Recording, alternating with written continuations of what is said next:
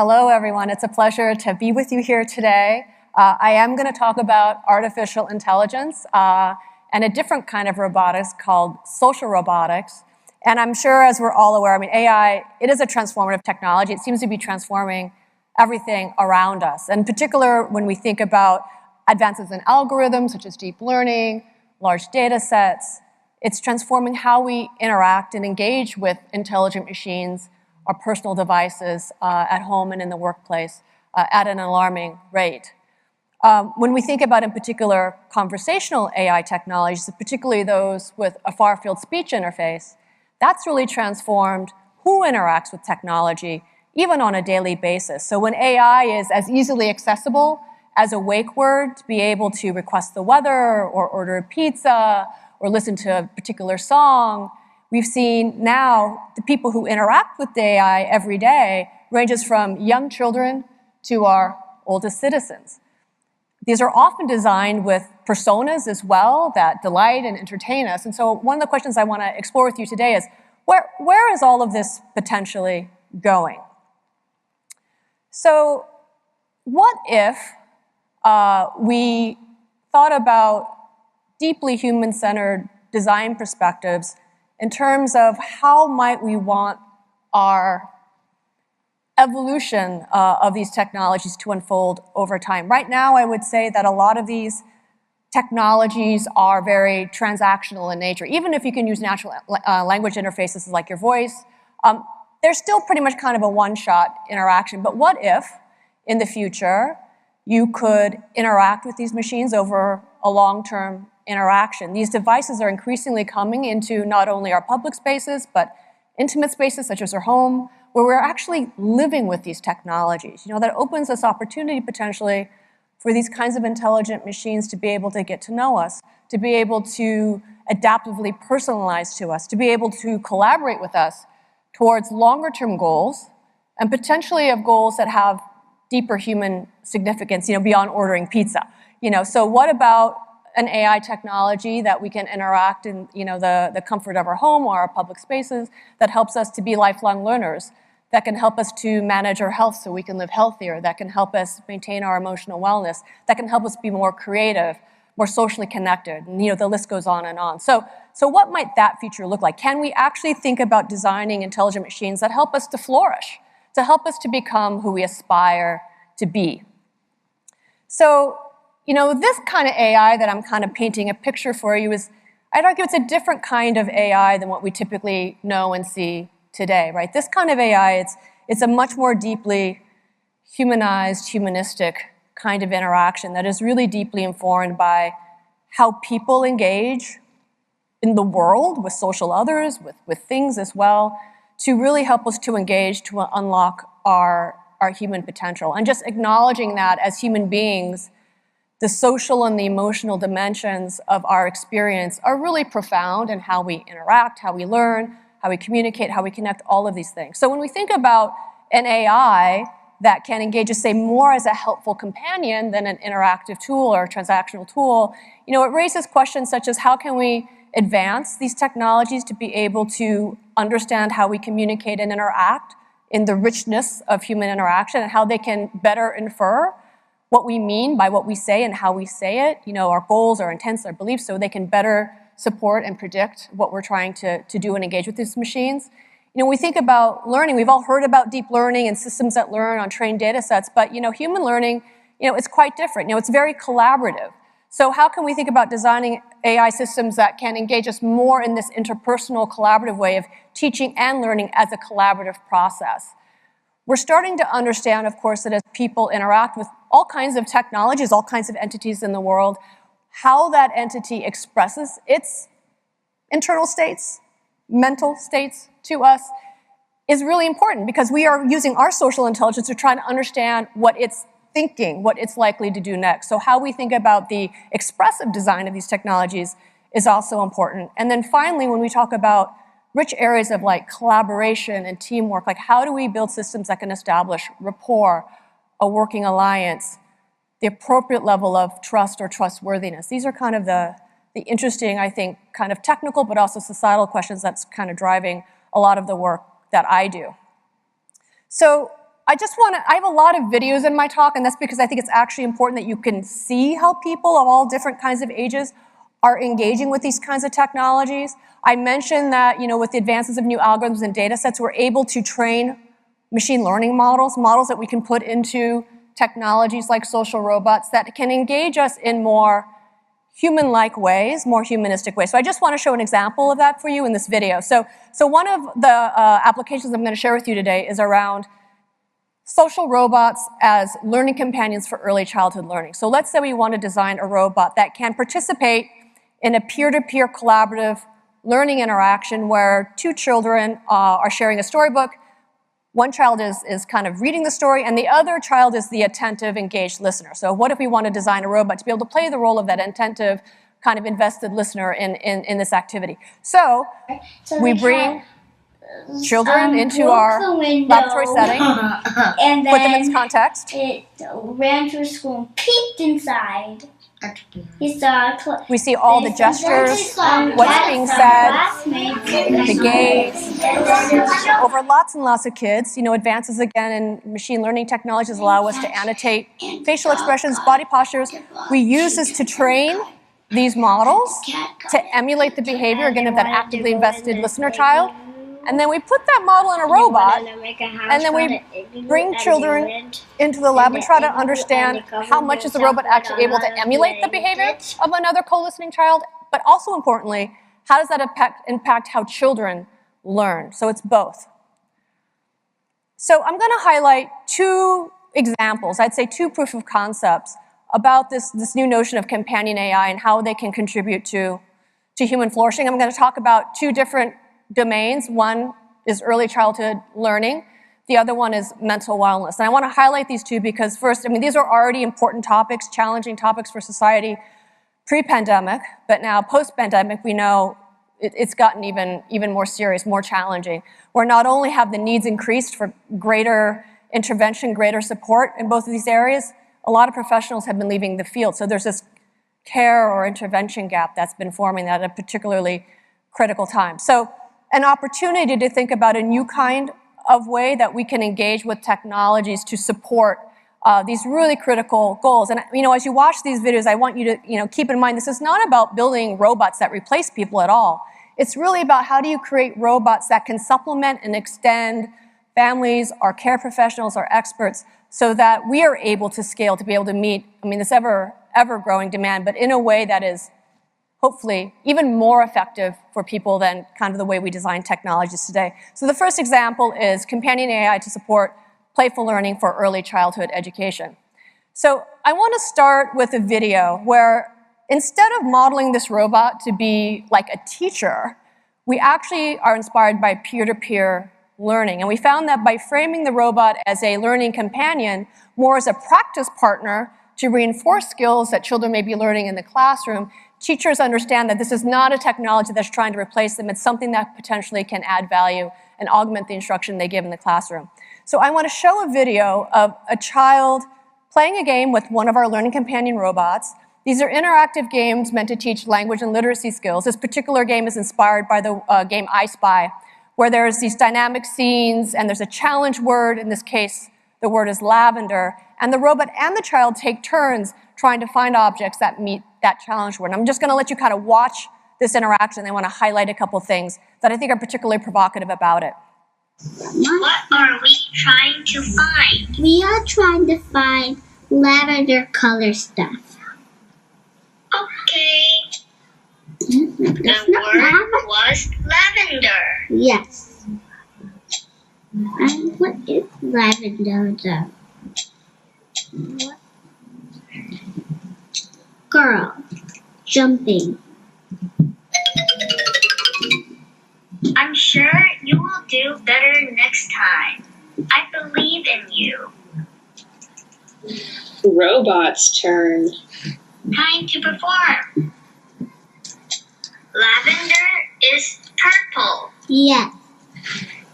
Just like my friend loves lavender. Ooh, nice. Flower. I believe. So The flower is purple. there's a couple of things that are really interesting here. First of all, the interpersonal dynamics. The child is treating this robot, not I would say as much as a human child, but almost like an intelligent pet. And this is an important difference, I think, and it's an important opportunity for us to kind of acknowledge. It's the sense of being able to interact with an other, a social other, but something that is non-judgmental, allowing you to take kind of those safe risks, not being worried about how your friends or your teachers might think about you, for instance, if you make a mistake. So this we find to be kind of liberating for the child. The other thing you're seeing is a lot of affinity behaviors. There's a lot of touch, there's a lot of eye contact, and we start to see things like social emulation. So if you can establish a sort of peer-to-peer interaction, you will see the robot, right, saying when the child makes a selection, I believe in you. And then when the robot made a selection, she said back to the robot, I believe in you, right? So it's an interesting opportunity to think about because we learn all kinds of things from each other, right? Not just skills and knowledge, but potentially attitudes and so forth. So thinking about these technologies, being able to model aspirational behaviors, like is that an interesting kind of way to think about the role these technologies can play to help children pull along a certain kind of broader, richer developmental trajectory. I'm going to show a short clip of another scenario. So this is robots now personalized in a school setting. We've done experiments, particularly with schools, kindergarten-age children in this case, with high English language learning populations. And just acknowledging that, again, even pre-pandemic, this was in a really important domain. Now, given lost in-classroom learning opportunities, this has become even more important. So bringing these robots into schools, having them interact with children over extended interactions. We've done a number of randomized, controlled experiments to try to understand not only the engagement of children with these technologies, but also the learning outcomes. So that's what I want to show here. We've done, again, a number of randomized controlled trials comparing a robot with personalized behaviors that the robot learns this from experience, to a non-personalized robot that follows a fixed curriculum, to a baseline, which is children who are just going through the school day without interacting with the robot. Interestingly, what we found is when we do the personalization algorithms, we've looked at this in terms of engagement, in terms of facial expressions, body pose, even galvanic skin response. We find that children are more engaged as they interact with the personalized learning companion on all of these dimensions. So that's very interesting. The personalization seems to be enhancing these things, even over the non-personalized robot. And we also see this in the learning outcomes. In terms of error rates, we see that children make fewer errors with the personalized robot versus the non-personalized one. But interestingly, both of them help promote learning over the baseline conditions. So they seem to be adding value no matter what. So we see this in terms of just raw learning outcomes. We've also looked at instruments to measure the quality or closeness of relationship that children self-report with having the robot. And interestingly, for the first time, we're starting to see the closer the relationship their children self-report with having the robot, that's correlated with positive learning outcomes. And we see this correlation is even stronger when the robot is personalized. So we're starting to see this very interesting kind of interaction between the social rapport, the interaction, the personalization, and the relationship. So again, provocative. I highlighted this example where the child and the robot emulated in terms of saying, I believe in you. We've seen this not only in terms of empathy, but also growth mindset. So if children interact with a robot that emulates a growth mindset, lo and behold, we see children not only start to self-report more with that attitude, but we see them persist more on challenging problems. Again, inspired by kind of emulating the behavior of the robot. We see this in curiosity. We see this in creativity as well. So again, it points to a deeper engagement, psychological engagement that people are having with these kinds of technologies. The second example I want to talk through is mental wellness. So we've talked about young children. Now we're going to talk about young adults and even older adults. And again, it's another area where we know that the care gap is exacerbating, post-pandemic. There's a lot of opportunities potentially for the right kind of AI solutions in this space. When we think about the ability of AI to be able to be with people in their homes, right, to live with AI, to be able to capture potentially finer-grained data to have earlier assessments and monitoring of how people are doing, but also just-in-time personalized interventions as well. It may be a way of helping to reduce stigma as well, if people feel they have this robot companion that's kind of their robot that's helping them with a task. And it can also help connect clinicians with patients through this kind of technology and also. So there's a lot of opportunities, I think, for these kinds of effective, intelligent AI technologies in mental health.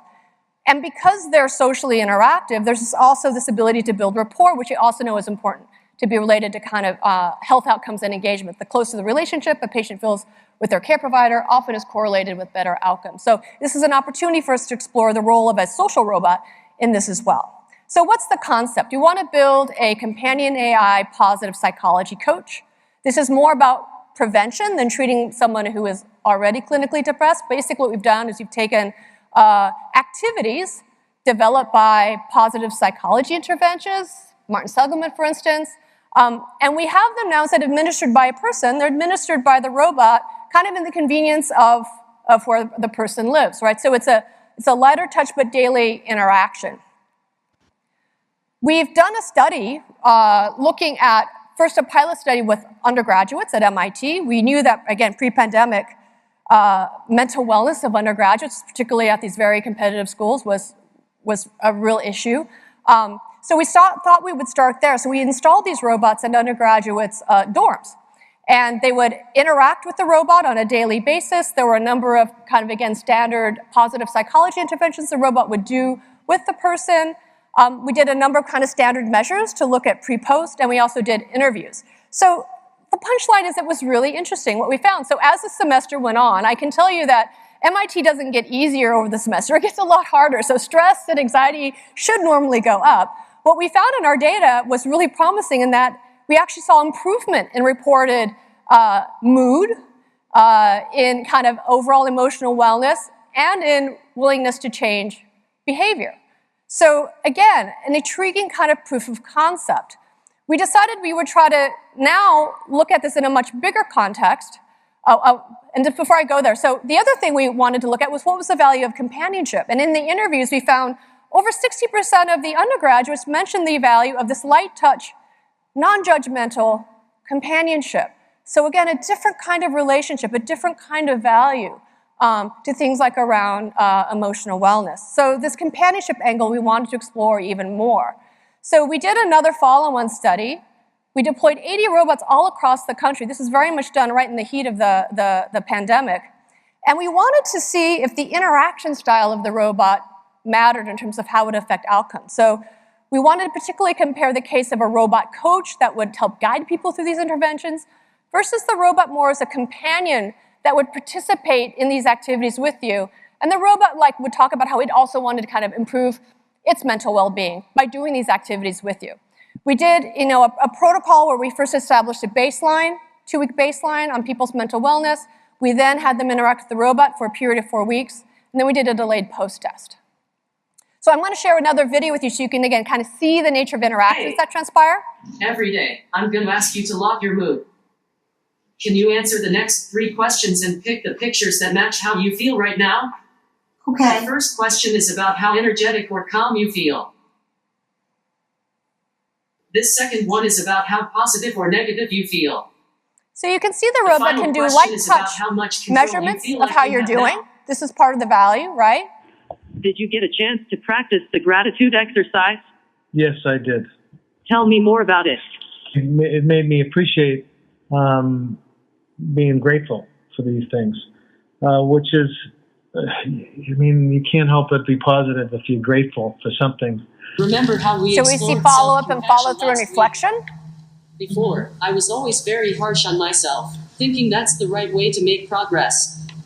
But now I know it actually helps me to better when I'm warm and compassionate towards myself. It's a complete mind shift. What about you? Did you experience any change you'd like to share? Okay. It's hard for me to love myself, and this has helped me make it easier. There are a lot of things I would change if I could, but now I'm embracing who I am. So I thank you for that, Jibo. So again, just to highlight that Thanks for sharing that. some of these interactions are actually quite meaningful. I mean, this was very, very exciting to see. So the punchline is the companion conditions seem to be more effective. We saw an improvement in terms of, again, overall mood, positive emotion, and again, willingness to change. And interestingly, compared to, say, the coach condition, and interestingly, we saw in the delayed post-test, the scores seem to persist better also in the companion condition.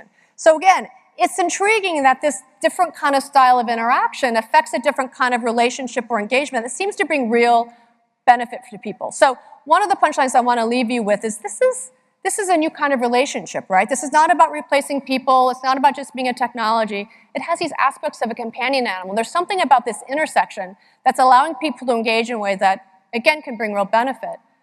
The second big insight is, earlier today, the US Attorney General talked about the importance of human value designs.